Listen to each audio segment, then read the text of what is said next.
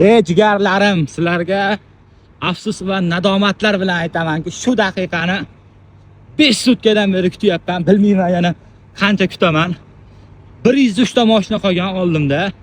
Eng qizig'i lekin 1 sutkadan beri umuman tortgani yo'q. Sherigim Bestakam 38 ta mashina qolgan. Kecha kechqurun ham 38 dedi. Mana endi birinchi marta mana hozir ko'rsatamaslik, mana shu tabloda nomerlarimiz yonishi kerak. Biz Belorussiyadan Litvaga qarab o'tkazishimiz kerak. Ko'ryapsizlar mana Belorussiya. Yog'i Litva, Vilnius. Biz hozir Benyakonidamiz, ya'ni Shalchinika Benyakoni granitsada. Litvaga o'tish uchun 6-mart kuni kechki payt kirib kelgan. Mana bugun 5 sutka bo'ldi. 11-mart kechqurun hali ochret kelgani yo'q. O'sha persepti borib ulashdi. Qanchalik darajada kutib turganimni o'zingizlar bilmaysizlar-da. Mana endi mana ikkinchi mashinani yozdi. Hali 100 ta mashina bor oldimizda. Alloh ishimizni o'nglab tirketaylik, bir duo qilib qo'yinglar. To'g'risi. Endi sharoit zo'r. Yotishda muammo yo'q. Prosta tak 5 kun bitta joyda yotish hech kimga yoqmaydi-da. Beyzod akamga navbat keldi. Jigar. Oq yo'l, sog' bo'ling. Qancha kutdingiz? 7-kuni. 160 soatdan o'tib ketyapti aka. 154 soat bo'lyaptimi? Va onasini ensa. Bir duo qilib keting aka. Oq yo'l jigar aloqadamiz. Charchamang, rahmat. Beyzod akamning navbati keldi. 155 soat kutdik-da mana shu yerda. Polshaga ketishyapti Beyzod akam. Ko'ryapsizlarmi? Mana shu tabloni yonida o'tiribman. Iloyim meniki ham chiqib qolsin deb. 70 ta qoldi. Gideta bir 65 ta qoldi. Kuniga shu 30 ta, 50 ta bular xohishiga qarab tortyapti xullas. Hamma chetda, короче. O'zbeklar to'lib ketdi. Vaqtda jigarimiz ham tayyorlanishyapti ketishga. Gurgutga ketib. Bugun 13-kun. Kelganimizda 380 ta ochret. Vornovada, ya'ni ki Benyakonida. Xullas, hozir 14 dona qoldi. Mana shu tabloda nomerimiz yonishini kutib o'tiribmiz. Lekin videomiz, nomerimiz yonmayapti. Sabrdamiz jigarlar. Ko'pchilik aytdi, Kaminilokka kelsangiz bo'lardi, etga borsangiz bo'lardi, betga borsangiz bo'lardi. Qo'yinglarki, peshonamizga shekka kelish yozilgan ekan. Oson emas. Bir haftalik uyquga ketdik, videolar kam bo'ldi, boshqa bo'ldi. Endi bundan buyog'iga qo'llab-quvvatlab, kommentariyada fikrlarini yozib turinglar. Xudo xohlasa, ertaga ertalab biz va nihoyat Litvada bo'lamiz, xudo xohlasa. Tegachimiz tayyor turibdi. 23-yil ref persepti tortgani 15 dona mashina qoldi. Bir duo qilib tursalar, xudo xohlasa, hammasi joyida bo'lib, ishlarimiz o'rniga tushib ketadi. Bu daqiqani men deydi-ku, buni 7 soat, 7 sutkayu yana qanchadir soat kutdik. Ochret keldi. Mashinani zavat qildik. Taxografni ochdik. Xudo xohlasa Belorussiyadan Latviyaga, Litvaga o'tadigan kechasi soat 1 bo'ldi o'zi ham. Hozir haydaymiz. Soat 1 bo'ldi. Litva qayerda sanib kechasi bilan uyqu yo'q endi. Ketdik do'stlar. Ura do'stlar, biz ketdik. Litva davlatining Vilnius shahriga qarab Belorussiyaning Benyakoni degan joydan ketyapmiz.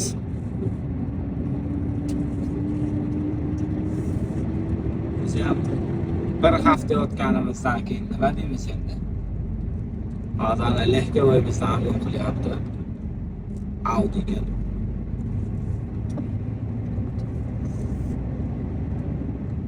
Belorussiya chegarasiga qarab ketdik. Litvaga o'tamiz. Endi hali 5 ta mashina bor. Chegaraning ichida. Hoppa. Lekin biz ketdik. Chegara ko'rishlar mumkin.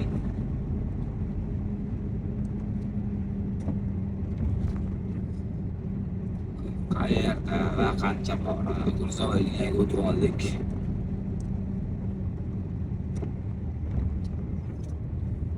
o'tishlarga Belarusga sizlarni mana shunaqa nima kutib oladi.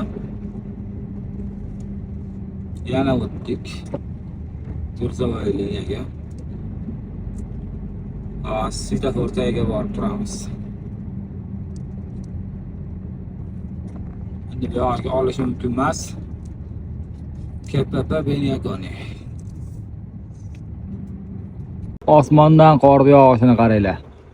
Xullas kalom Beniakoni. Beniakonidan Litvaga o'tishga ozgina fursatlar qoldi bizga. Mashinamizni navigatsiyaga qo'yamiz, pasportdan o'tamiz. U yog'i Litvani tortishiga, ularning insofiga va Allohning yo'limizni ochishiga bog'liq. Shamol aralash. Mana shunaqa yomg'ir deyman, qor yog'yapti. Bu yerga tushib nimaga aylanib ketyapti? Yomg'irga. Tepadan o'zi qor tushyapti. Shunaqa gaplar bugun bizda havo kelganimizda bir hafta isitdi, endi bir hafta sovutarish kerak.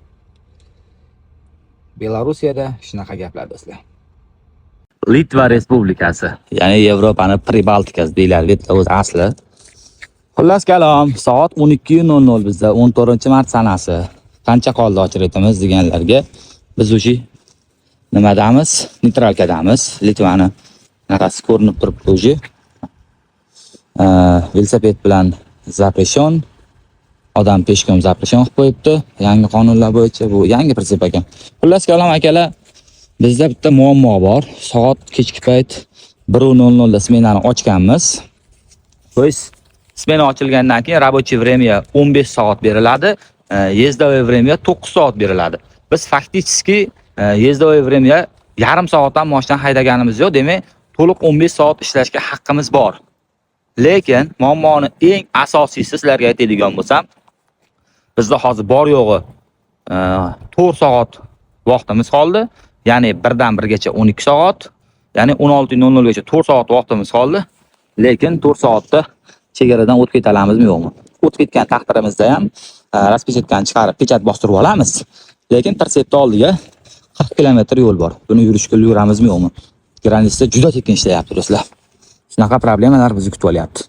O'shalarga 4 soat vaqtim qoldi deganimdan keyin mana o'sha 2 soat 31 minut vaqt qoldi. Lekin bizda hech qanday prodvishka yo'q do'stlar. Nima yozib qo'yibdi endi bular? O'qiylikchi 2024 bir narsa ruschalab пересечение пешеходного. Xullas будет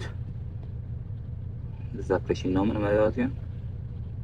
O, mana shunaqa yozib qo'yibdi xullas. Peshkom velosipedda o'tish mumkin emas. Hech qanaqasiga tortmayapti mashinani. Hozir necha soatdan beri turganimizga ko'ra 1 soat 47 minutdan beri turibmiz. Xullas kalom shunaqa gaplar. Nima ham bo'lardi endi? Allohning aytgani bo'ladi. O, nakani esda qimillab qoldi-ku. Mashina qimillayapti. Yuramiz ekan do'stlar. Yerlar ko'ryapsizlarmi? 1 soat 28 minut vaqtimiz qoldi. Litva chegarasiga yetib keldik. Pasportdan o'tdik, xudoga shukr. Hozir оформление qilib turgan tamojini oldiga bordimda, faqat tegashli o'zidaman. Tirsep оформление kerak emas. Nima qilay? Ochret bilan oxirida kelaymi yoki ikkinchi qatorga stovzni ham qo'yib qo'yishga kelsam bo'ladimi deb so'rasam, odamni xursand qilib hozir kutib tur. Tezda oformut qilib chiqarib yuboraman deyapti-yu, xudo xohlasa. Ishlarimiz sekin oldinga bo'lib turibdi. Endi nima deymiz yerlar? Allohga shukr. Shota uspet qilib chiqib olamiz turishdan. 25 minut qoldi. O'zimda yo'q, xursandman. Mashinani 2 minutda оформление qilib bo'ldi. Eng qizig'i, hech narsaga qaramadi. Mashinani ichida voydot Parijga olingan 8 kilo qurtopim bor edi. Marat aka, если вы меня видите, брат, ваш куртоп уже в Литве. Найдите человека, который я им отправлю. Либо из Литвы найдите, либо из Германии. Inshaalloh hammasi joyida jigarlar. 25 minut qolganda chiqdik. Endi hozir mana nimaga kiramiz? Parkingga. Yana hozir o'ylab ko'ramiz. Maytdan chiqib 2 minut o'ylaymiz, keyin qaror qabul qilamiz do'stlar.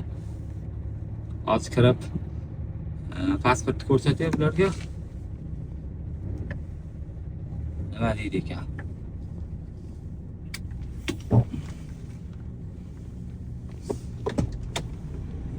Litvadan assalomu alaykum do'stlar. Litvaning Vilnius shahri, o'ylamanglar bu qanaqa qishloq joyga kelib qoldirib, Persep bilan o'rtamizda 500 metr joy turibdi do'stlar. Faqat shanba kuni bo'lib qolganda hisobiga hozir borib Persepni ko'rdim, mashinaga ulashga ko'rsatib qilmadim. Ular ketib qoldi, endi dushanba kuni Persep tulab, qolgan dokumentlarini qilib biz O'zbekistonga yo'lga chiqamiz. Qorabayir, Enok moylari turishiga netchi endi. Do'stlar, hammaga ma'lumot o'rnida aytib ketaman, rastamoshka ochilgani yo'q. Biz 23-reyf Persep olganmiz. Rastamoshka narxi 100 million-10 ming dollar o'rtasida chiqadi. Shu Persep O'zbekistonga 3 yillik bo'lib o'tganini hisobiga biz bu Persepni olib ketyapmiz. Dushanba kuni Persepni ulab, nechta pulga olindi, qanaqa holatda hammasini aytaman. Yo'lma-yo'l kuzatib tursalaring, O'zbekistonga yetib borib qanchaga tushishini ham aytaman do'stlar sizlarga. Qolaversa bu yerda Qirg'iziston, Qozog'iston uchun boshqa sotiladigan mashinalar ham bor. Ularni ham sizlarga ko'rsataman do'stlar. Xullas shunaqa gaplar. Endi 2 kun yana shu yerda dushanbagacha yotamiz. Ilojimiz yo'q. Qo'llab-quvvatlab turinglar. Xudo xohlasa dushanba kuni sizlarga Persepni ko'rsataman. Like bosib qo'yinglar, podpiska bosib qo'yinglar do'stlar. Hammamizga shunaqa yangi Perseplar nasib qilsin.